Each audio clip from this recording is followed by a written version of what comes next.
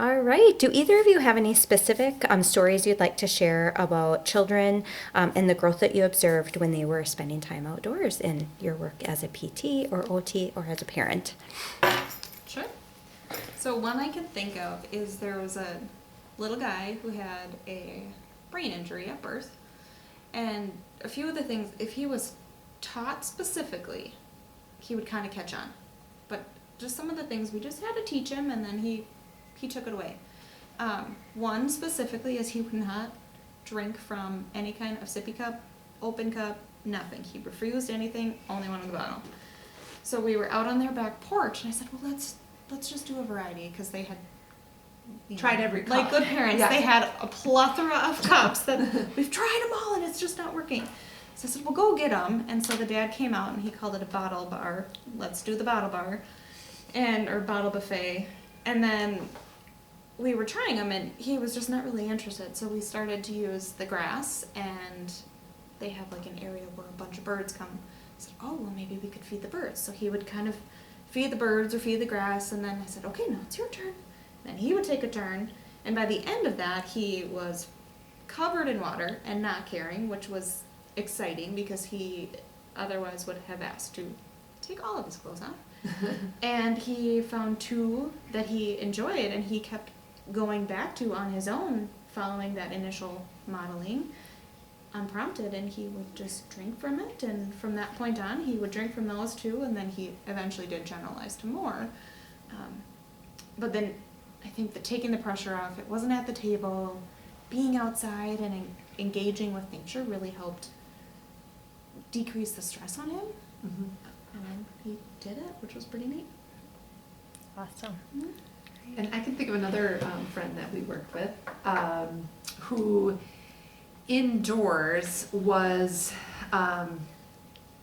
when he's learning to self feed and to eat and things like that. He, always had bibs on and, was kept. Like the kind that you can't bring Yes, your hands to yes, your mouth, yes. but you kind of stay like clean. a full suit, just to be kept very clean while eating.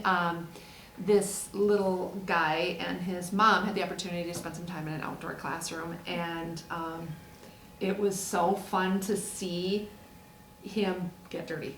The growth in the mom and the child. Yes, he loved it, and mom was okay with it, and that's what was super cool, because I feel like a lot of the skills that he learned outside, right back there in that playground right there, he was okay getting dirty. And so I really think it translated to when we started working on feeding skills with him, and being able to touch different textures and so forth, because he had experienced some stuff outside in an environment where it was okay to get dirty.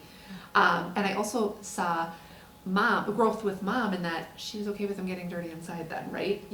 With eating and so forth. And this same little guy was an army crawler.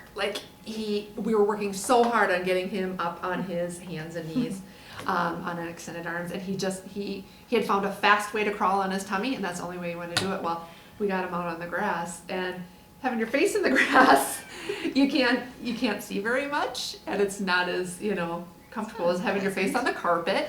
And so we got him up, and it was really neat to see how he just learned that skill. That motor plan was developed because of the environment he was in, and how it was variable from where he was before. So that was a fun one too that I think I saw with that little guy. Well, and his mom had said, I didn't realize how much he would enjoy going outside. Mm-hmm. And she started taking him outside at home. And up until that point, I don't really think she had, because he has a lot of medical complexities and a lot of physical disabilities. But once she saw the enjoyment in him and his abilities, I mean, he had a lot of abilities that she didn't quite realize, or was, kind of protective of, and now he just loves it. Yep. I think too it's fun to see parents learning different ideas and activities to do, because I think they really maybe haven't necessarily been introduced to how young kids can be introduced to outside play. I think as new parents you think, oh, we can go for a walk outside, but no, get a blanket out, sprinkle some grass on there, make dandelion soup. I mean, there's so many fun things for kids and parents to learn. And I think you realize how young, or whatever your abilities might be, that there's stuff to do outside and growth to be made.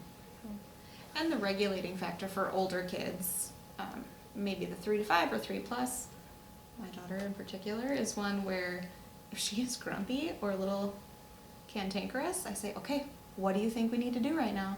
She goes, go outside. And she'll go outside and she goes, yeah, Mom, I'm so much happier when I'm outside.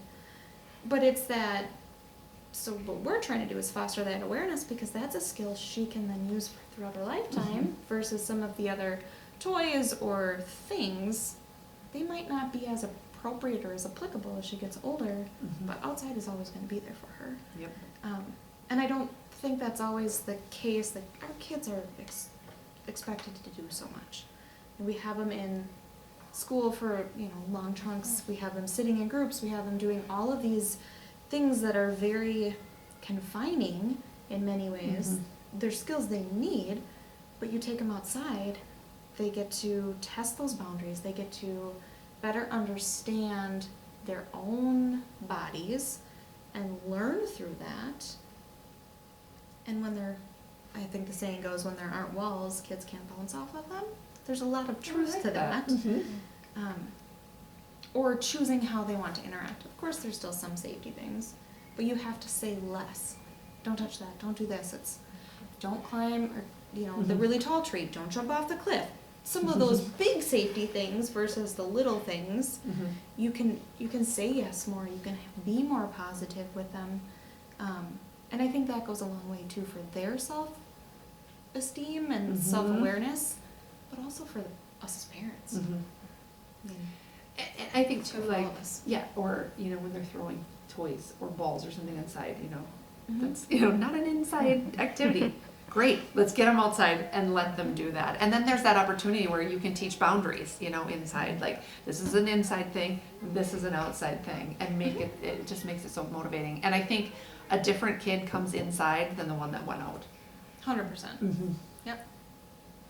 Awesome. Thank you, guys. Yeah.